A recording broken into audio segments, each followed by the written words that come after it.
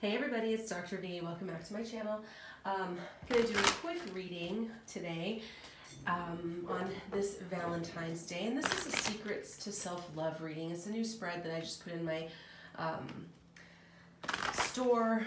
If you'd like to purchase it, you know, if you've been watching my channel for a while, you know that I'm very much focused on how we can increase our self-love, which is going to help us to magnetize the love that we want to get from others. So I'm going to go ahead and get started with that. Spirit, please use me as a clear channel for communication.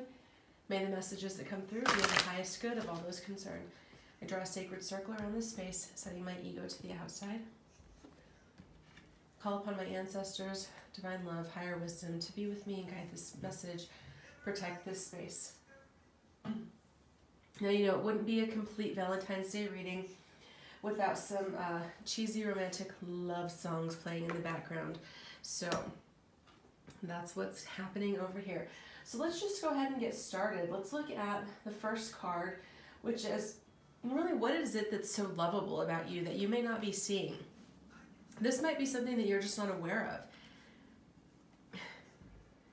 And here's the first card. We have Embrace. This is what would be the World card in the traditional tarot. Oh, and this is the Psychic Heart, Psychic Tarot for the Heart by John Holland deck. So this is about embrace. This is what's so lovable about you, what's so exciting about you, what people are drawn to is a couple of things. That you're the person who's listening is a high achiever, somebody who has a lot of really positive things, a lot of goals, a lot of really exciting things you pursue.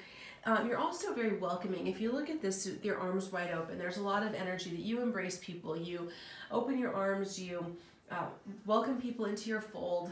I get the sense that a lot of you are people who really trust people until they give you a reason not to. And that really is like your superpower. You, despite what you've gone through in life, despite the challenges that you face, despite the things that have not been easy for you, you're still able to meet people where they are, and you haven't shut down, you haven't closed off your heart and gotten cynical or jaded by what you've been through. And so that's something that's really lovable, something that's really something for you to celebrate about yourself. The reality is that in spite of all of the things that have happened in your life, you still have dreams. You still are working to feel fulfilled and whole in your own life, independent of what others might think or what others might want for you or from you. And that is amazing. It's so easy. It's super, super easy when we get hurt to make things like, you know, make statements like, I'm just never going to trust again, or I'm never going to love again, or to go into really cynical, dark spaces. And you haven't done that in spite of the challenges, in spite of the hard times. So that's a really great thing about you. So the next message is like really where you're really killing it in the self-love arena, what you're doing that really is very successful. Oh my God, look at that, another major arcana. So this is the, let me look, because I think this is, I'm pretty sure this is the Sun card. Yeah, this is the Sun card in the traditional tarot. So where you're killing it in your self-love, where you're just kind of rocking it, is that you still believe, even in spite of the challenges, even in spite of the difficulties, you're still shining your light. You still believe in the goodness of humanity, of people, of yourself. You're enthusiastic. You have a lot of potential. You see the potential in others and you call to that potential. You don't necessarily, excuse me while I take a sip.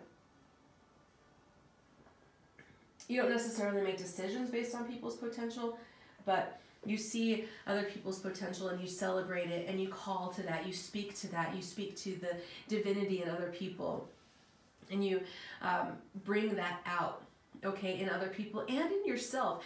You may not see that, okay, you may not be seeing that for yourself right now. You may be feeling a little bit cynical and a little bit like, not really cynical because that's not the right word choice. You don't see yourself clearly, is what I'm getting, is that you're not necessarily seeing yourself the way that other people see you. If you ask other people how they see you, they would say things like inspirational, positive, confident, motivated, you know, really open-hearted, enthusiastic, and you might not feel that way. You might feel, you know, that you're not quite there, or that you kind of pick yourself apart and you look at your flaws, and you look at the things that you don't like about yourself, as opposed to the things that you do like. And so I'm really seeing here, it's interesting because what's coming to me right now is the movie Bruce Almighty, and there's a scene where Bruce is talking to God, and he asks, I don't know, I think God is saying, like, say a prayer or something, and Bruce says to God about his partner, character played by Jennifer Aniston, he says, let me see her through your eyes, you know, through God's eyes. And so I really encourage you right now to just pause for a minute, pause the video if you want to, or do it after, and really say that prayer to see yourself through God's eyes, the way that the divine sees you, because it's going to be very different than how you see yourself. I just got goosebumps all over my entire body when I said that, so I know that that's a really powerful, resonant message. You might be really hard on yourself sometimes, but right now, God is saying, look, in this day of love, look at yourself through the eyes of love, through the eyes of the divine, through the eyes of divine love, and you'll be surprised at what you see. So where's an area that you might need some more self-love? We got moving on. This is about really just reaching a point where you let go of things that no longer serve you. Sometimes we do this, we hang on to things longer than we should have. Old relationships, possessions, things that actually kind of weigh us down, instead of allowing ourselves the freedom to move forward.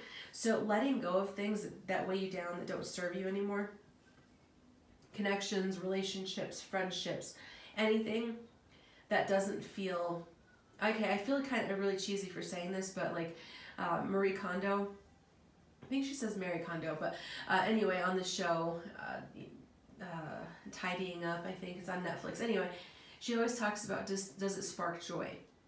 And I think that's a really positive way to look at things. Look around your house, look at your connections, your relationships, your friendships. Does it spark joy? And if it doesn't, it's time to let go. Sometimes the greatest act of self-love is moving on from things that don't serve us anymore. Moving on from things that keep us from shining, keep us from living out our heart's potential, our heart's desire, and reaching our fullest potential.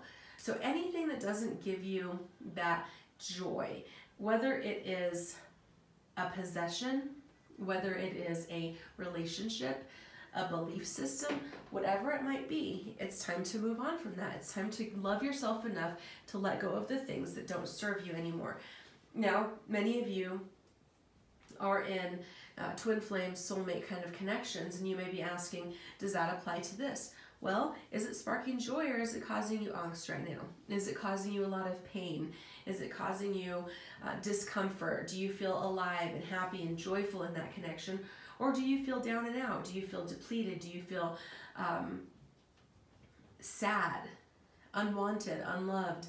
If you're not feeling abundant in joy and love and overflow, then maybe it is time to move on for a while, to let things go, to get yourself back into a solid, solid perspective, solid grounding, where you're no longer feeling like you feel depleted and not so abundant, allowing yourself to feel that experience of what it feels like to be truly loved by yourself.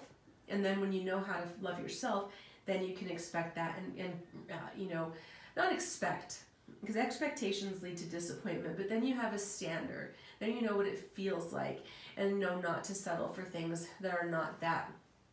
And always, as always, when I say moving on from the connection, I don't mean letting it go forever and just like cutting it out for the rest of your life.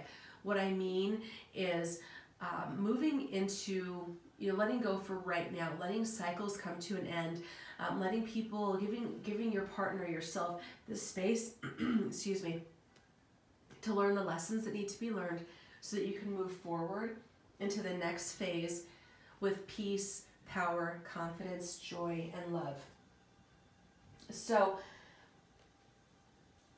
let's look at how other people are impacted by your self-love. So here's the thing, isolation, sadness and isolation. This is the grief and loss card. And you see this person is kind of in a ball and they're rising above.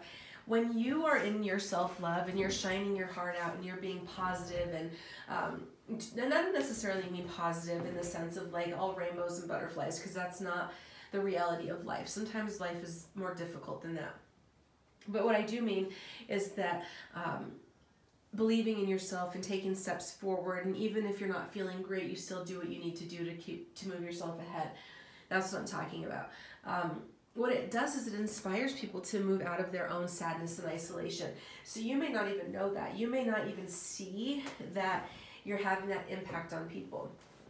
But when people watch you and they see you go through life and go through challenges and go through other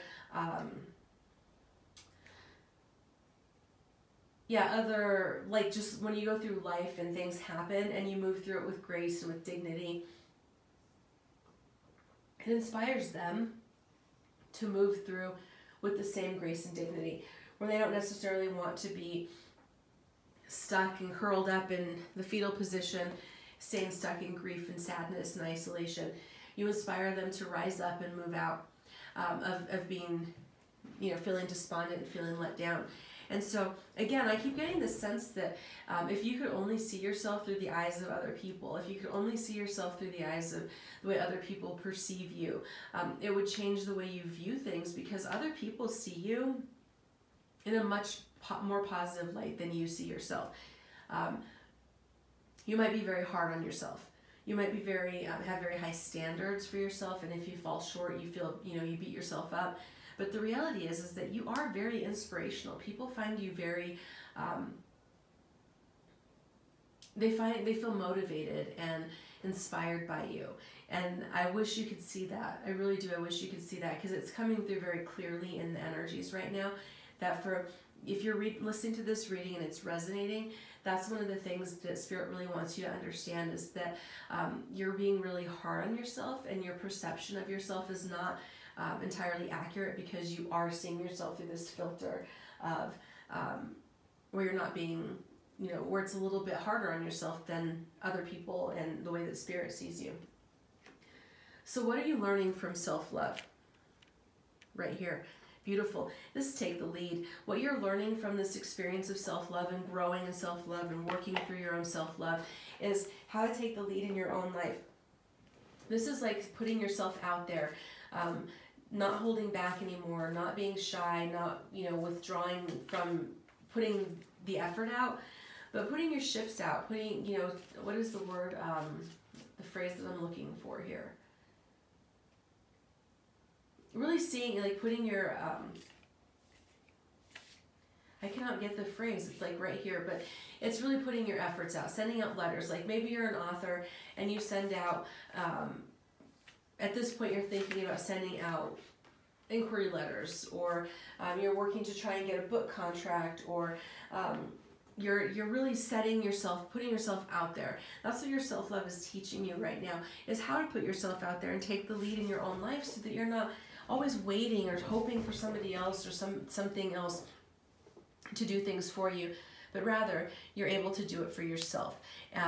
You're really ready to take those risks and take those chances to put yourself out, and you're like, well, if I get rejected or whatever, no big deal, at least I tried, and you're not going to give up. That's what I'm seeing here, is that part of what your self-love is teaching you is like that quote, you of all people are worthy of your own love and devotion, is that you're starting to understand that, and you're like, hey, if I'm not willing to invest in me, I can't expect others to be willing to invest in me.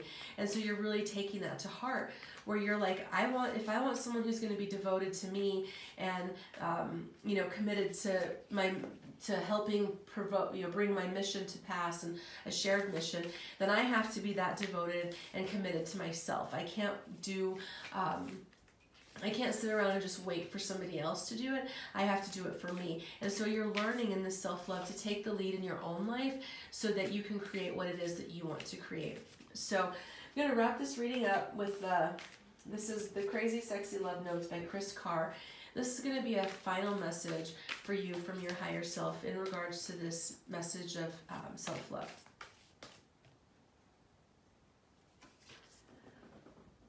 find your tribe. Although I don't love the use of the word tribe, because, you know, sacred to indigenous populations, we'll go ahead with it. Your spiritual tribe is out there. And once you find your tribe members, rejoice together, motivate each other, support each other, and stick together. Excuse me. Share your accomplishments, hopes, desires, and heartbreak. Praise each other and offer the kindest love when needed. There's strength in numbers, and you're never alone. So I hope that this reading was insightful. Please let me know if you have any questions. I love you all. Have a great, wonderful, love-filled day. Take care. Bye.